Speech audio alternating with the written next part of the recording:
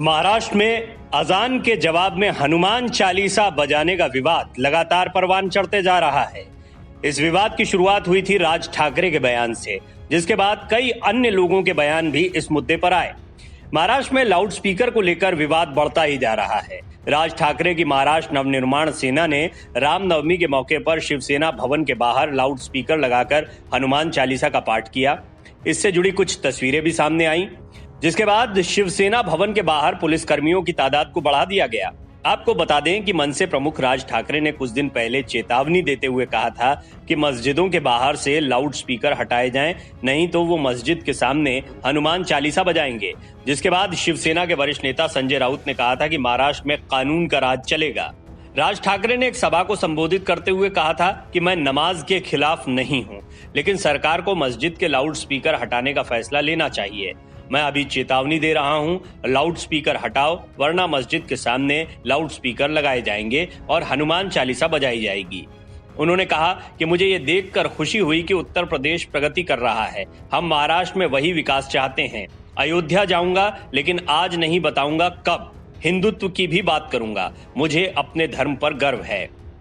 राज ठाकरे द्वारा loud speaker पर हनुमान चालीसा बजाने के ऐलान के बाद मुंबई के घाटकोपर इलाके के अलावा नासिक में एमएनएस कार्यकर्ताओं ने हनुमान चालीसा बजाने की शुरुआत की। इस मुद्दे पर महाराष्ट्र के गृह मंत्री दिलीप वलसे पाटिल ने चेतावनी देते हुए कहा था कि अगर समाज में तनाव पैदा करने की कोशिश की गई तो सख्त कार्रवाई की जाएगी। राज ठाकरे एक्टिव हुए हैं, मतलब महाराष्ट्र में कुछ ना कुछ राजनीतिक उथल पुथल चल रही है। वजह यह है कि राज ठाकरे तभी एक्टिव होते हैं जब या तो चुनाव होने वाले हों या फिर महाराष्ट्र में कोई बड़ा राजनीतिक फेरबदल होने वाला हो। फेरबदल यानी कि महाअघाड़ी गठबंधन की सरकार क्या खतरे में है, ये एक बड़ा सवाल आया। और इस सब के बीच में राज ठाकरे ने एक नया एंगल निकाला है। ठाकरे कह रहे हैं कि अगर अजान की आवाज आई तो हम हनुमान चालीसा बजाएंगे। बहरहाल इसको लेकर महाराष्ट्र में राजनीति लगातार तेज होती जा रही है। ये मामला तब और थोड़ा सा राजनीतिक दिखाई देता है जब राज ठाकरे उत्तर प्रदेश का भी जिक्र करते हैं। वो कहते हैं उत्तर प्रदेश जैसे तरक्की कर रहा है वैसे ही महाराष्ट्र को भी तरक्की करनी चाहिए। यानी योगी आदित्यनाथ से वो बहुत प्रभावित दिख रहे हैं। वो अयोध्या का दौरा करने की भी बात कहते हैं, यानी राम की शरण में चले गए हैं राज ठाकरे। लेकिन क्या वो बीजेपी की शरण में जाएंगे या किसी भी तरह से बीजेपी का सपोर्ट करेंगे? राज ठाकरे कुछ भी कहें, बेशक उन्हें विधानसभा चुनाव में बहुत बड़ी कामयाबी नहीं मिली, लेकिन एक राजनीतिक रसूख जरूर रखते हैं। बाल ठाकरे के उत्तराधिकारी के तौर पर उन्हें देखा जाता था। उन्हीं के अंदाज को दोबारा महाराष्ट्र की पॉलिटिक्स में वो स्थापित करना चाहते हैं। उद्धव ठाकरे की सरकार अगर गिरती है तो वो एक नाकाम सीएम भी साबित होंगे। ऐसे में क्या राज ठाकरे अपनी संभावनाओं को बढ़ा रहे हैं? अजान और हनुमान चालीसा के इस नए विवाद के साथ ये एक बड़ा सवाल है। भारतीय राजनीति में वोटों का ध्रुवीकरण कोई नई बात नहीं है। उत्तर प्रदेश के चुनाव के नतीजों के बाद ये राजनीति और तेज हो गई है।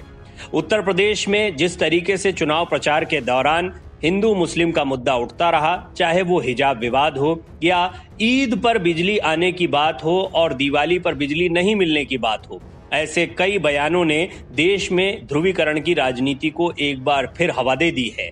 उत्तर प्रदेश में जिस तरह का रिस्पांस भारतीय जनता पार्टी को मिला, उससे यह स्पष्ट हो गया कि बीजेपी की रणनीति काम कर रही है। राज ठाकरे ने उत्तर प्रदेश का जिक्र करते हुए यह भी स्पष्ट कर दिया कि वो उत्तर प्रदेश की राजनीति से कितने प्रभावित हैं। उन्होंने कहा उत्तर प्रदेश विकास कर रहा है और महाराष्ट्र को भी उसी तर्ज पर चलना चाहिए। वो खुद अयोध्या जाने की बात कह रहे हैं और हनुमान चालीसा को लगातार बजाने के उनके बयान भी सामने आ रहे हैं। यानी भगवान श्री राम और हनुमान जी की शरण में राज ठाकरे भी जा चुके हैं। गौर करने वाली बात यह भी है कि महाराष्ट्र में सियासी उथल पुथल का माहौल चल रहा है। शिवसेना सरकार पर संकट मंडरा रहा है। इस सब के बीच राज ठाकरे और नितिन गडकरी की मुलाकात ने भी कई इशारे किए हैं। देखने वाली बात यह होगी कि क्या आने वाले समय में राज ठाकरे खुलकर बीजेपी के साथ आते हैं। शिवसेना का स्टैंड इस पर क्या होता है, क्योंकि कट्टर हिंदुत्व वाली पार्टी मानी जाने वाली शिवसेना ने कांग्रेस के साथ गठजोड़ कर कई समीकरणों को बदला। शिवसेना इसके बाद कई आरोपों के घेरे में भी रही। पिछले चुनाव में शिवसेना ने बीजेपी के साथ मिलकर चुनाव लड़ा था, लेकिन सरकार बनाने की लड़ाई को लेकर शिवसेना बीजेपी से अलग हो गई। एनसीपी और कांग्रेस का समर्थन मिला और उसके बाद महाअघाड़ी गठबंधन की सरकार बन गई। उद्धव ठाकरे के मुख्यमंत्री बनने का सपना पूरा हुआ। इस सब के बीच में अब एक बार फिर राज ठाकरे सक्रिय हो गए हैं। महाराष्ट्र में सियासी उथल पुथल भी है, आने वाले दिनों में चुनाव भी होंगे। ऐसे में हिंदुत्व का मुद्दा एक बार फिर गरमाएगा। वीडियो डेस्क अमरुजाला.com। डाउनलोड करें अमर उजाला ऐप और पाएं खबरें लगातार। अगर आप ये वीडियो YouTube पर देख रहे हैं तो हमारे चैनल को सब्सक्राइब करें और बेल आइकन को दबाना ना भूलें। अगर आप Facebook पर ये वीडियो देख रहे हैं तो हमारे पेज को लाइक करें।